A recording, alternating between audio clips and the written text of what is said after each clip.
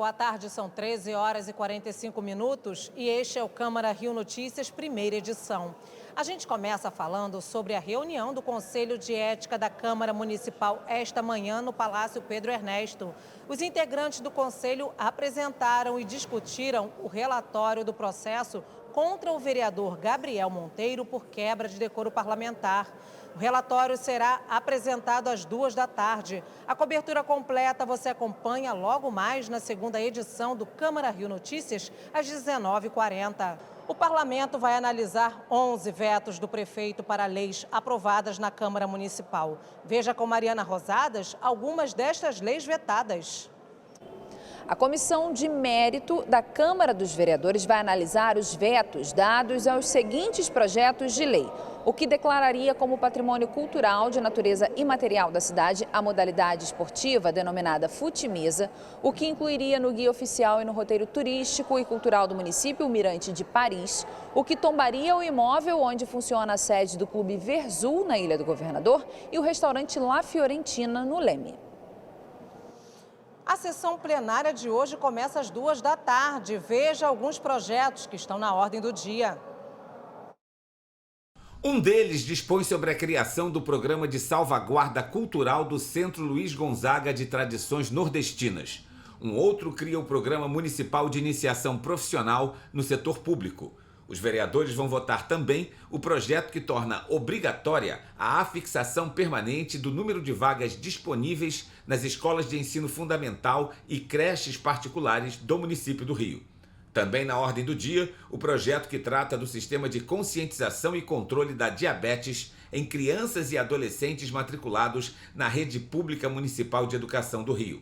E ainda o projeto que determina que haja um profissional de fisioterapia nas academias de ginástica que tenham pessoas com doença ou deficiência. Veja agora as atividades da Câmara Municipal do Rio previstas para esta semana com Ingrid Bart. Nesta terça-feira, às 6h30, acontece no plenário da Câmara Municipal a solenidade de entrega do conjunto de medalhas de mérito Pedro Ernesto ao deputado estadual Manuel Inácio Brazão e ao deputado federal João Francisco Inácio Brazão. Na quinta-feira, a cerimônia de entrega do título de cidadão honorário a Mário Girassoli, vice-presidente de uma operadora de telefonia celular, será a partir de 13h, no Salão Nobre. Já às 14h30, em ambiente virtual, acontece a reunião da Comissão Especial de Acompanhamento dos Imóveis Públicos Municipais. Também na quinta, no plenário, a solenidade de entrega do conjunto de medalhas de mérito Pedro Ernesto à advogada e vice-presidente do Conselho Seccional da Ordem dos Advogados do Brasil do Rio, Ana Tereza Basílio, será às 6h30. Na sexta, às 10h, quem recebe o conjunto de medalhas de mérito Pedro Ernesto é o médico oftalmologista Gilberto dos Passos. E no mesmo dia, às 6h30, é a vez da deputada federal Benedita da Silva receber o título de cidadã benemérito do município do Rio de Janeiro. O calor bateu recorde no mês de julho. A temperatura média foi de 31,3 graus. Esta foi a maior medição desde 2014, quando o Sistema Alerta Rio e o Centro de Operações da Prefeitura começaram a fazer esse levantamento. A temperatura mais alta de julho foi registrada no bairro de Irajá, onde os termômetros chegaram a 37,1 graus. A mesma temperatura já tinha sido registrada em julho de 2015 na estação Guaratiba. A terça-feira será ensolarada, mas existe a possibilidade de chuva fraca a partir das 20h. Veja agora outros vetos do prefeito que a Câmara Municipal do Rio vai analisar. Os seguintes projetos de lei vetados pelos parlamentares também serão analisados pela Comissão de Mérito da Câmara. O que declararia patrimônio cultural de natureza imaterial do povo carioca as bancas de jornal e os jornaleiros do Rio, o que declararia patrimônio cultural e turístico de natureza imaterial da cidade a atividade desportiva de voo livre, como patrimônio cultural imaterial o projeto Música no Museu, como patrimônio cultural carioca os blocos de carnaval de rua, a Batalha do Passinho, o que consideraria de interesse cultural para o município a Feira O Fuxico e o veto total que declararia o loteamento Morada de Cosmos, em Campo Grande, como área de especial interesse social para fins de urbanização e regularização fundiária. O Câmara Rio Notícias vai exibir toda semana uma série de reportagens sobre leis aprovadas pela Câmara no último ano e que já fazem parte do nosso dia a dia. Veja agora a primeira reportagem da série Virou Lei? Tá valendo!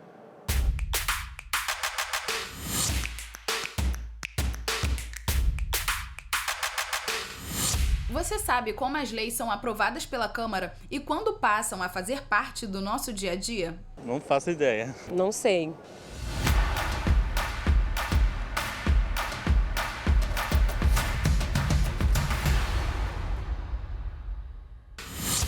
Projeto de lei, plenário, votação. Pode até parecer que isso não tem nada a ver com a nossa vida, mas não é bem assim. Na verdade, tem tudo a ver com a nossa rotina. É no plenário que os vereadores se reúnem para votar os famosos projetos de lei, que são as propostas que eles apresentam para mudar ou criar as normas que envolvem o funcionamento da cidade. Deu para entender até aqui? Depois que o projeto é aprovado em 2 votações na Câmara, ele segue para o prefeito, que pode vetar ou sancionar. Se o prefeito vetar, a palavra final ainda é dos vereadores. O projeto volta para cá e eles podem derrubar o veto e a lei é promulgada. Aí já sabe, né? Virou lei, tá valendo.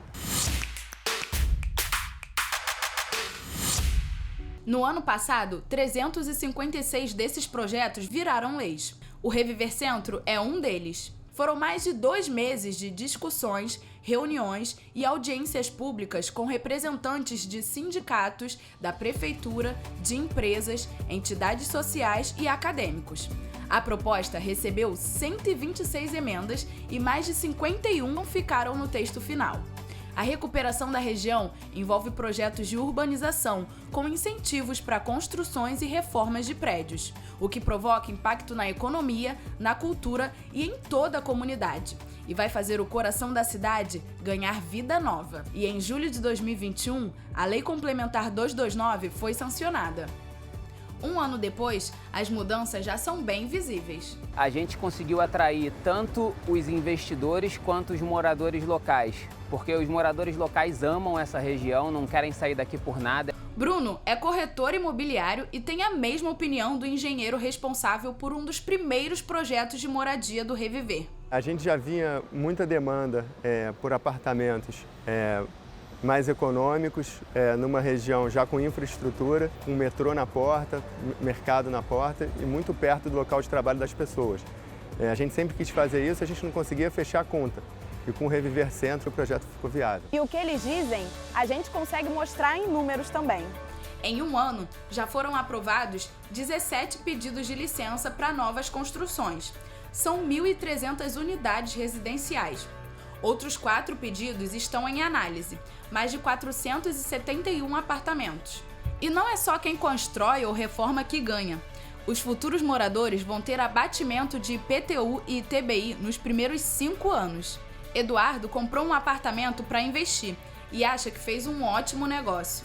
Eu andei fazendo uma pesquisa para fazer um investimento até como moradia, né? E futuramente até investir para alugar.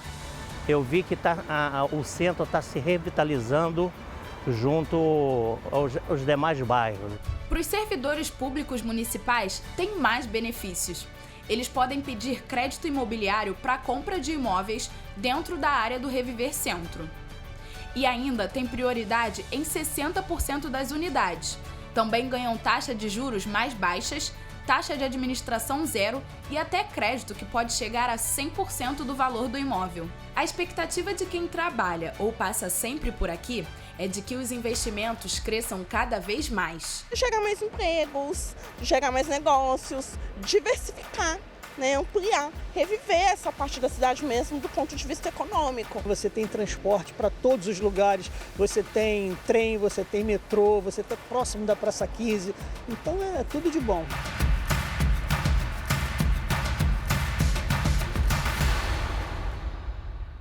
E eu me despeço de vocês. A primeira edição do Câmara Rio Notícias termina aqui. Outras informações em câmara.rio, nas nossas redes sociais em @CâmaraRio e na segunda edição do Câmara Rio Notícias às 19h40. Obrigada pela companhia e até amanhã.